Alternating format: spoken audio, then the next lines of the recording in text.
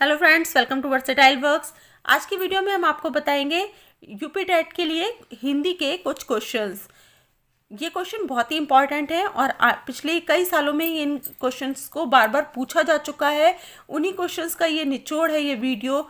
अगर आप इसको ध्यान से देखिए और इन क्वेश्चंस को अच्छी तरह से आप रट लीजिए, क्योंकि एग्ज़ाम में इनमें से कुछ क्वेश्चंस ज़रूर ही आने वाले हैं। तो शुरू करते हैं आज की ये वीडियो। जिन ध्वनियों के संयोग से शब्दों का निर्माण होता है उन्हें कहते हैं वाक्य, शब्द, वर्ण या भाषा। तो जिन ध्वनियों के संयोग से शब्दों का निर्माण होता है, किन ध्वनियों के संयोग से शब्दों का निर्माण होता है, वो होता है वर्ण। तो ऑप्शन सी बिल्कुल सही जवाब है। क्वेश्चन नंबर 2, मगही किस उपभाषा की बोली है? राजस्थानी, पश्चिमी हिंदी, पूर्वी हिंदी या बिहारी? तो मगही जो है वो बिहारी उपभाषा की बोली है। ऑप्शन नंबर डी सही जवाब है। क्वेश्चन नंबर 3, चलती हुई गाड़ी से मनीष गिर गया, कौन सा कारक है? चलती हुई गाड़ी से मनीष गिर गया, इसमें कौन सा कारक है? कर्ता कारक, करण कारक, अपादान कारक, संबंध कारक? तो इसमें है अपादान कारक और ऑप्शन नंबर सी सही जवाब है। क्वेश्चन नंबर 4, ब्रज भाषा का सर्वोत्तम कवि है? केशव दास, भूषण, नंददास या सूरदास? ब्रज भाषा की कविताएं अधिकतर सूरदास ने लिखी हैं। सूरदास ने ब्रज भाषा का अपनी कविता में ब्रज भाषा में लिखते हैं सूरदास। तो ब्रज भाषा के सर्वोत्तम कवि हैं सूरदास। ऑप्शन डी सही जवाब है। प्रयुक्त उपसर्ग बताइए। अपमान में कौन सा उपसर्ग प्रयुक्त हुआ है? तो अपसर्ग में हुआ है अप। Option D. द्विग समास का उदाहरण है माता पिता, यथाशक्ति, नवग्रह या पीताम्बर? द्विग समास में एक चीज याद रखिए, जहां भी संख्या की बात आए तो वो है द्विग समास। तो नवग्रह मतलब 9 है ग्रह। ऑप्शन सी सही जवाब है। माता पिता, माता पिता इसमें द्वंद्व है कि माता है या पिता है, इस बात में आपस में द्वंद्व है। तो यहाँ पे कौन सा समास होगा? द्वंद्व समास। क्वेश्चन नंबर 7, हिंदी किस लिपि में लिखी जाती है? तो हिंदी लिखी जाती है देवनागरी लिपि में। ऑप्शन बी सही जवाब है। क्वेश्चन नंबर 8, सर्वनाम के कितने भेद होते हैं? सर्वनाम के 6 भेद होते हैं। ऑप्शन ए बिल्कुल सही है। आकाश पाताल के बीच लगने वाला ये जो चिन्ह है, ये कौन सा चिन्ह कहलाता है? और इसका सही जवाब है योजक चिन्ह। ऑप्शन बी सही जवाब है। अत्यंत शब्द में प्रयुक्त उपसर्ग है। क्वेश्चन नंबर 10 है अत्यंत शब्द में प्रयुक्त उपसर्ग है, कौन सा उपसर्ग है इसमें? अति। ऑप्शन डी सही जवाब है। क्वेश्चन नंबर 11, कौन सा शब्द स्त्रीलिंग में प्रयुक्त होता है? ऋतु, आचार्य, पंडित या हंस? हंस पानी पीता है, पीती नहीं है। पंडित आता है, आचार्य पुल्लिंग है। ऋतु वर्षा ऋतु आती है, वसंत ऋतु आती है, इसलिए इसमें जो ऋतु है ये स्त्रीलिंग है। ऑप्शन ए सही जवाब है। क्वेश्चन नंबर 12, निम्न शब्दों में एक शब्द पुल्लिंग है, बताइए कौन सा शब्द पुल्लिंग है? बुढ़ापा, घटना, दया या हंसी? इसमें भी इसी तरह का आप लॉजिक लगाएंगे। बुढ़ापा आता है, घटना घटती है, दया आती है, हंसी आती है। तो बाकी सब में स्त्रीलिंग है, बुढ़ापा आता है तो बुढ़ापे में क्या है? पुल्लिंग।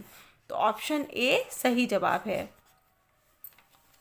अपने मरे बिना स्वर्ग नहीं दिखता, इसका अर्थ है स्वयं करने पर ही काम बनता है, प्रयत्न किए बिना वास्तविकता सामने नहीं आती। ऑप्शन सी, विपत्ति में पड़े बिना अच्छा फल नहीं मिलता। और ऑप्शन डी, स्वयं ही सब कार्य करना पड़ता है। तो इसका सही जवाब है ऑप्शन ए, स्वयं प्रयत्न करने पर ही काम बनता है। क्वेश्चन नंबर 14, अपने मुंह मियाँ मिट्ठू बनना का अर्थ है अपनी प्रशंसा स्वयं करना, बहुत समय बाद दिखना, अपना मतलब निकालना या अत्यधिक प्रिय होना? तो अपने मुंह मियाँ मिट्ठू बनने का अर्थ है अपनी प्रशंसा स्वयं करना। ऑप्शन ए सही जवाब है। क्वेश्चन नंबर 15, शुद्ध वर्तनी वाले शब्द का चयन कीजिए। उपर्युक्त, उपर्युक्त, उपरोक्त या उपर्युक्त, उपर्युक्त। ऑप्शन डी सही जवाब है। मौखिक भाषा की अंतिम इकाई है वचन, ध्वनि, वर्ण या सभी। मौखिक की बात हो रही है यहाँ पर, तो वर्ण और वचन इन सबसे कोई भी आशय नहीं है, ध्वनि। मौखिक भाषा की अंतिम इकाई है ध्वनि। ऑप्शन बी बिल्कुल सही जवाब है। क्वेश्चन नंबर 17, छंद पढ़ाते समय आने वाले विराम को क्या कहते हैं? छंद करते समय पढ़ते समय आने वाले विराम को कहते हैं गति। यह है ऑप्शन डी सही जवाब है। क्वेश्चन नंबर 18, किस रस को रसराज कहा जाता है? और श्रृंगार रस जो होता है उसको रसराज कहा जाता है। ऑप्शन ए बिल्कुल सही जवाब है।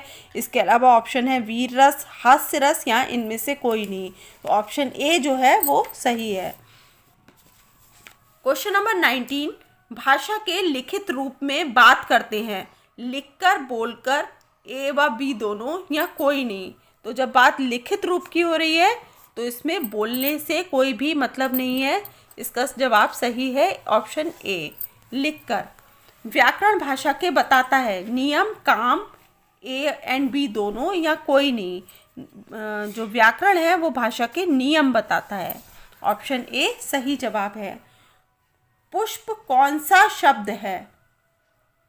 पुष्प है तत्सम शब्द, तद्भव शब्द, देशज या विदेशज। तो पुष्प है तत्सम शब्द। ऑप्शन ए सही जवाब है। ऊ के उच्चारण स्थान है। तो ऊ के उच्चारण स्थान क्या है?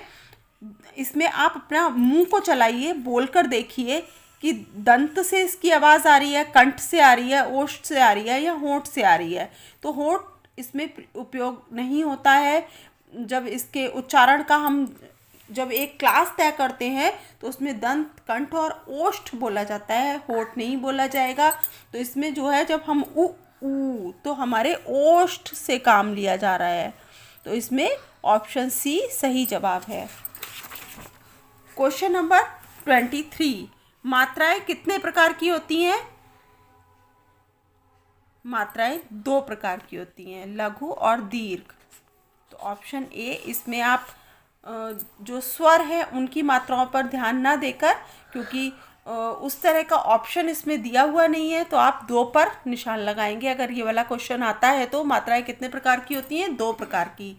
हिंदी में व्यंजन वर्णों की संख्या कितनी है? तो हिंदी में व्यंजन होते हैं 33। तो ऑप्शन सी सही जवाब है। एंड क्वेश्चन नंबर 25, कौन सा शब्द गुणवाचक विशेषण है? लाल फूल, 5 लड़के, 10 घोड़े या इनमें से कोई नहीं। तो जब ये 5 और 10 की बात आ गई तो ये संख्या बता रहे हैं, पर जैसे एक प्रमाणवाचक होता है विशेषण, गुणवाचक होता है, लेकिन जो ये लाल फूल है तो लाल होना इस फूल की विशेषता है।